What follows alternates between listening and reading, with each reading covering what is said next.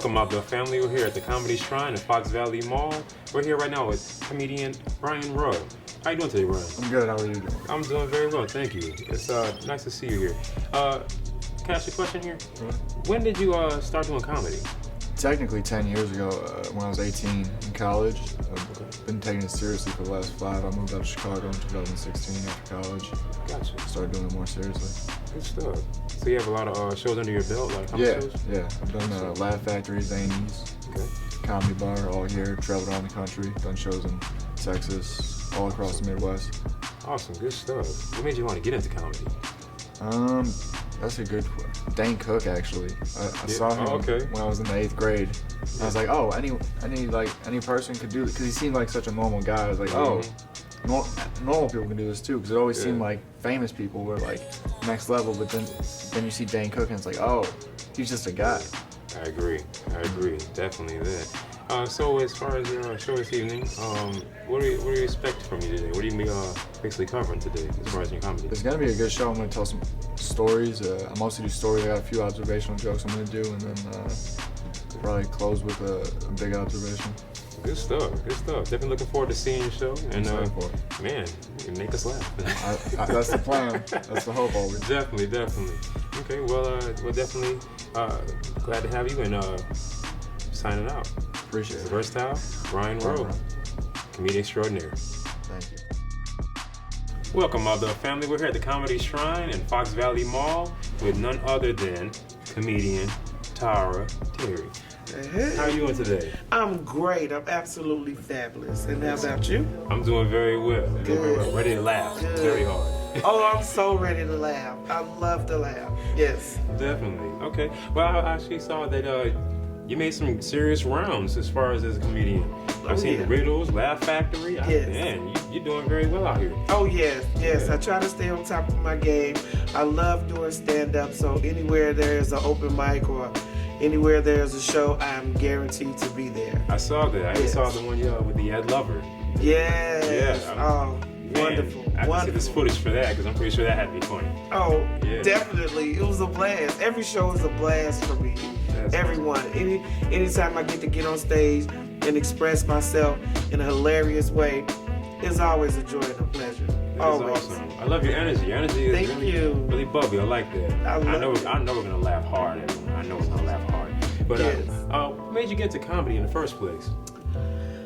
It was just the smile on people's faces. Like, once I realized that I had the gift to actually get people to laugh at me and turn those frowns upside down, and all the frustrations that we go through during the day, and I had the ability to turn that around.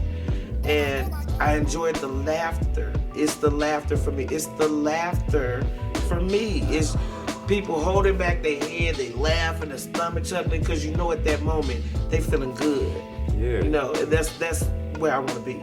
That is awesome. They say laughter is good for the soul, It is. So that's awesome, to get into it for the right reasons, It is. Man, everyone loves to laugh. Yes. Yeah. So what other venues and things you have coming up that people need to know about?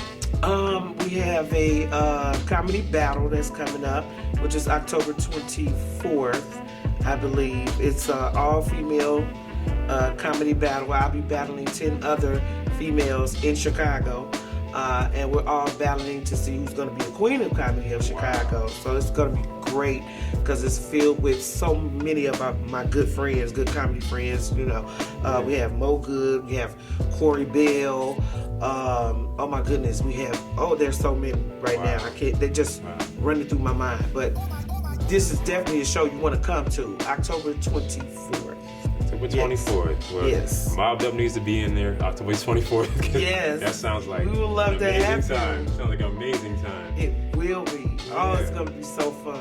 Awesome. Yes. But I definitely enjoyed interviewing you. Can't wait to laugh with you. And we're signing off from Fox Valley Mall, Comedy Shrine. Tara Terry, your boy Versatile. Yes. And ready to laugh. Mobbed Up TV.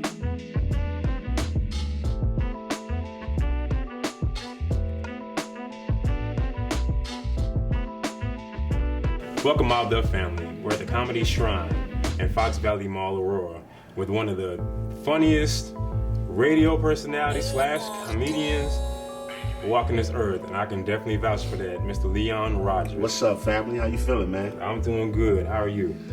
Man, listen, glad to be alive with this COVID shit going on. Like I said, I got homies that's healthy, in shape, that eat wheatgrass and sea moss and drink unicorn piss, and they put them in the hospital for 3 weeks. So I know somebody like me who likes pizza puff dipped in syrup and scotch, it's gonna kill me. So I'm just trying to stay COVID free.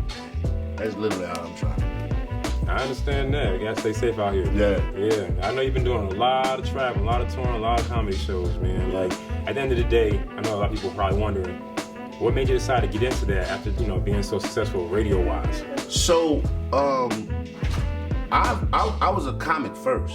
I got my radio job doing comedy. So shout out to Courtney Hicks, a beautiful young lady who put me on into the radio game and made me appreciate it when I was working at Power 92. And then Elroy Smith, who gave me the biggest opportunity of my life at WGCI. And I've been at WGCI now for 17 years. Overall in radio, 20 years. I did 3 years at Power. Shout out to Jay Allen. At the end of the day, comedy is my first love. Comedy is a platform. I tell all young comedians, that's a platform for you to go into other things. Acting, doing radio, whatever. So comedy is the first love. So that's always been the bug. That'll always be the bug. That could take radio away from me tomorrow. I'm back out here on the road full time. So actually it's kind of tough to go on the road because I'm working radio 5 days out of the week. And it's, I get out on the weekends or whatever. But, got a family and stuff, man. They want to see me stay at the crib. So radio was kind of a blessing. It keeps me home a lot too. Understand that. Yeah. Definitely understand that. So with all the traveling you're doing the comedy, what would you say, besides home, obviously, here in Chicago, what's your favorite place that you've done comedy at? Ooh, that's tough. My favorite place? I'm not gonna lie, man. Spain. We did a USO tour because we did a USO tour for the troops, and it involved going to Germany, France, Turkey, Italy, and Spain. Because there's some bad bitches in Spain. I'm sorry, honey. I'm married 20 years. I'm not going nowhere. You know I love you. But it's some bad bitches in Spain, bro. Topless beaches outside your hotel room. I went crazy. Man. I learned Spanish for 3 days. Spoke it fluently. Came home, forgot everything I learned. But over there, yeah, SOCKS. See, I spell socks. That sounds like a Spanish phrase, don't it? Let me say it again. SOCKS. Look at that. Boom! Yeah, I'm in the draws in Spain. They think I know something. But no, Spain, I would say Spain, it was beautiful. And me being an ex-military guy, to go back over there and entertain the troops was absolutely amazing. That is amazing. So, what do you have coming up, like currently, that you're working on? Man, Monday through Friday on 107.5 WGCI. Also, my late night talk show on Fox Soul streaming platform later with Leon. Got some stuff with Netflix coming up. I'm keeping it quiet till the ink dries on the contract because you know how Hollywood is, So, and this is going to be backed and produced by Steph Curry. Shout out to Steph Curry.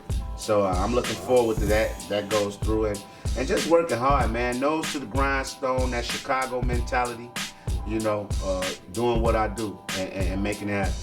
Man, that is awesome. That is excellent. I definitely appreciate you letting us interview you. Yes. And we're going to sign off here from Fox Valley Mall, Comedy Shrine. I have a question before we go. Oh, yes. Because a lot of my female, my little cousins and aunts and stuff gonna ask, like, what are you? Cape Verdean. The fuck? All right, I'm gone. Signing off. Fox just extra. Comedy Shrine. Leon Rodgers. Ain't nobody talking about no cake. Your boy Versatile. Welcome, my good family. We're at the Comedy Shrine with none other than iconic, super comedian, super actor, Tommy.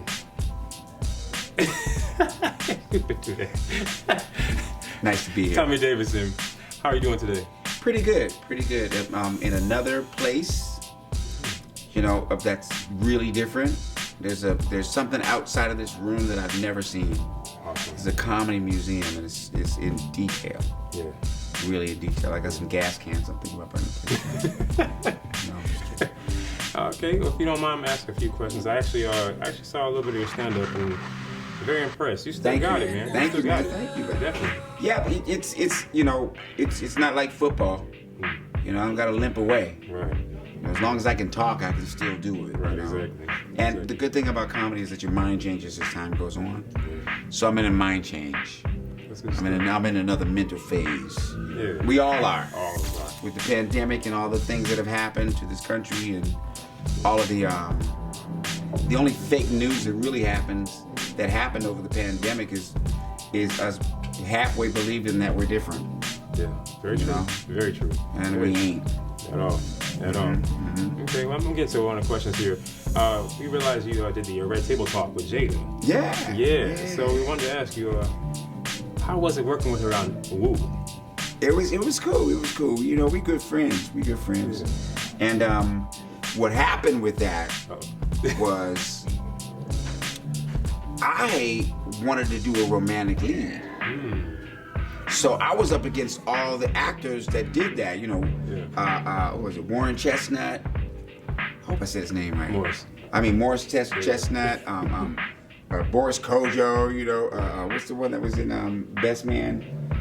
Tay Digg, you know, I'm up against all these actors, right. You know, and I got the part because she liked me for the part. Wow. You know, so we pulled real tight, yeah. And that turned out to be one of my favorite movies. I think 2 people saw it. But I ain't mad, you know. It was something different for black folks. It was real different. Yeah. And in my book, I describe having this big conflict with Will Smith, almost a fight. You know? Oh, wow. And I didn't know what the fight was about for years until I wrote the book. So, you know, I'm like, why is this guy getting in my face?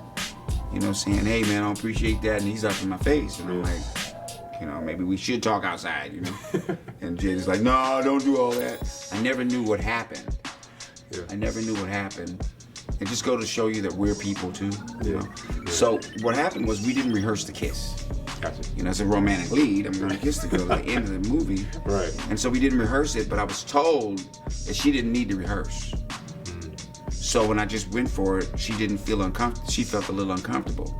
But I didn't go too far. I mean, I just kind of felt her a little tense, but I wouldn't do anything to her that she didn't ask me to do. Right.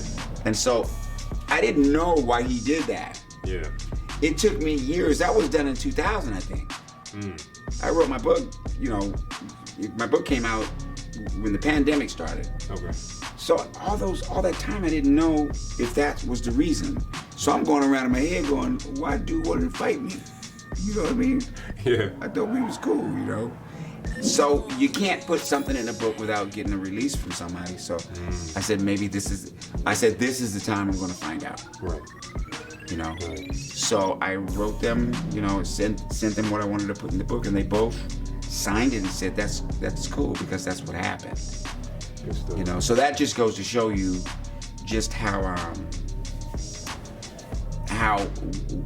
willing that they are to just be transparent and real about their life, you know, and I appreciated it too, you know, because that was an opportunity for them to let me know, because that was a little bit uncomfortable, you know. I can imagine. I can definitely imagine. Yeah. My other question I had for you was that, so the reunion with the cast members from In Living Color, how did that go? It went good. I mean, you know, we were in New York. A couple of the cast members didn't make it. I wish they would have. Okay. But it was good. It was too short. Yeah. It was too short. Like, I wanted to be there for 4 months, you know, because it's been years, you know, and everybody, you know, we finally got together. And in this day and time, you know, attention goes to everything. You know, I can't turn on my phone without somebody trying to tell me about some damn how asparagus is good for you. You know, I can't watch a video or a documentary or nothing. Right. You know, because somebody tell me, you know, celery has properties that, you know, and then I can't get out of the daggone ad, and then he ain't saying nothing about celery. I already know it's a vegetable, you know. But attention goes to all these different places, and I didn't feel like a lot of attention was going to In Living Color and what we did, and how groundbreaking we were for TV, and how groundbreaking we were for comedy. So when you see entertainment weekly, where you see these magazines and they say, here's the comedies of the 90s. Yeah. They don't even put us in them. It's almost like we didn't exist. So it was good to be in existence for a minute. I can imagine that. Not that we're not, but I mean, you would think Friends invented bread, and it was like, it was hype, Now it was really good, but so were we. That's what I'm trying to say. That is awesome. As far as I was gonna ask you this as well. With the way they had the setup for the show, and Fox had to approve certain sketches and things like that. With it being the most iconic sketch show in the world, with being the most iconic sketch show in the world, right? Were there sketches and characters that were not approved by Fox, but in today's world of the content where it's like no limitations or whatever, would we see what sketches and characters will we see off of there that we probably see on IG or YouTube or something like that? All of them. Oh. All of them. What, are you kidding me? I'm talking as far as the ones that removed. I mean, all of them. I'll see stuff on IG that ain't got nothing to do with comedy that make you go, what the? People shouldn't even be laying their eyes on stuff like this. We fit right on in. We fit right on in, and it's like there's this thing called cancel culture. So if you say something wrong, you get canceled. But by who? Like, what's this group that can do that? And we're gonna cancel you because you said something wrong. What's that? Yeah. What's that? If that was the case, then we just might as well cancel all white culture. Because they done did wrong from the jump street. So it's like, who we canceling here? You know what I mean? And it we're going through a really sensitive time, period. But that doesn't have anything to do with anybody individually. Society goes through its own metamorphosis just based on, cycles of time. It's no one's fault that racism, popped back up. It's an ism, not a wasm, so it's always been here. But a certain political trajectory brought it back up to bear. I agree. And it's good that it's back to bear. Definitely. Because it does need to be examined, and things have changed because of that. So it's healthy. Comedy's healthy. It's healthy to have different perspective. It's healthy. So the thing about the internet, IG, and that stuff is like anybody can say something and everybody gets to read it. It's like the bathroom stall. Right. It's like, yeah, man. It's like, I can put out a movie, and it could be, 5,000 people, critics for the movie. You know what I mean? But the 5,000 people are probably on the living room couch on the porch in South Bend, Indiana somewhere. You know what I mean? It's just one of those kind of things where it's just everything has just become exposed. Everything. But what you gonna do? That's funny you said that, because that segues me into my other question I was gonna ask you, and that is, are people too sensitive or are comedians scared? I think it's a little bit of both. People are too sensitive and comedians are scared. You want to be conscious of what you say. You know what I mean? It's like, I use the word transvestite because that's what I knew. That's what I know. It's now transgender. So if I use the word transvestite, then, I don't want like Apache arrows, like, get them. You know what I mean? But it is good for me to learn what they want to be called. It's like the Washington Redskins. For years, they were the Washington Redskins, and Native Americans did not like that, and they would not change it. You know what I mean? I think the worst part of changing it was just to change it to something to nothing. I don't think it's wrong with saying the Washington Iroquois or the Washington Cherokee, or just really call them what they really are. You know what I mean? The football team. You know what I mean? There ain't nothing wrong with being a Native American. Name them. Just name them properly. Very much true. You know, that's all. Exactly. Yeah. Exactly. And then my last question for you. That's it! Hey, we gotta get you back on the stage. All these cameras! We gotta get back on the stage out here, you know? But, what, if you, well, basically. And now it's seen from Beetlejuice. No. And now it's seen from The Exorcist. No. So what? And now it's seen from Rocky. Rocky, you can be the champ. Is that right? Why you look around my house and make my house stink? It stinks, Mick! I never asked you for no favors. Ask me to fight the fight, I'll fight the fight. We'll be there, Mick. We'll be there! My face kicked in. We'll see me get my face kicked in! Good stuff, good stuff. What future projects, shows, movies do you have coming up? Well, Obama would say that very well. Well, a lot of things that Tommy Davidson's doing today is compelling. He's a lot of people like to call him the GOAT. I know for a fact he likes curry goat. I don't know about the goat part. Loves making food. He's started his own production company, but now he's turned that into a content company and does movies all around the world and does some really compelling. Did I use the word compelling already? Sometimes I'll do that. He's glad to be around. He fights gray like I do. Probably uses a better dye than I do. But both of us are kind of turning into Benson on the hair. Or Uncle Ben, that's on rice, but that was a whole nother era. Aunt Jemima, Uncle Ben, that was a whole nother era where food companies would use black sis. I'm not gonna even go there. But anyway, there. I love it. I love it. Hey, you're still funny, man. Thank you, man. Undeniably funny and very warming. And man, we appreciate you. We love seeing you out here. Definitely a great welcome to Illinois. Man, I'm glad to be here, man. It's a good time for all of us because we've stuck as a group, and I'm talking about Americans. We stuck as a group through another hard time, and I think we don't really have a problem with each other because when we do, we all show up. You know what I mean? I think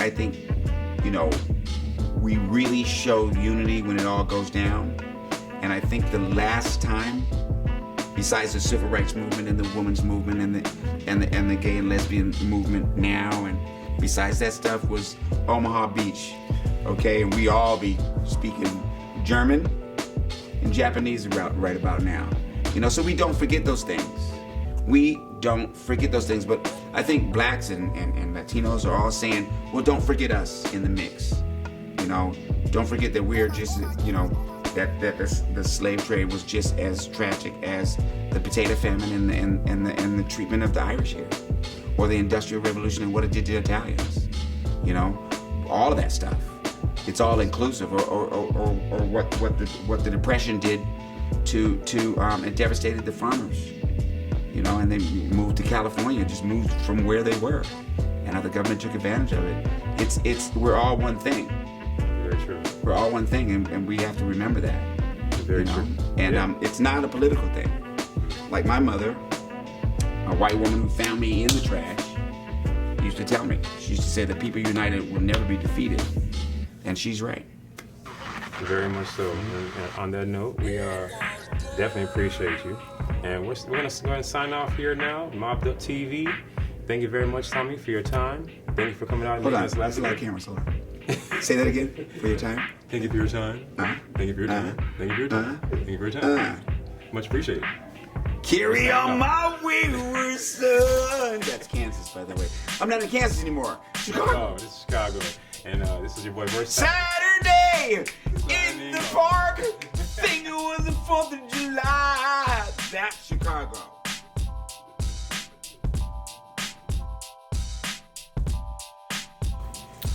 Anyway, come back in. Like, see, you doing it again. I just want to say this before we even do anything.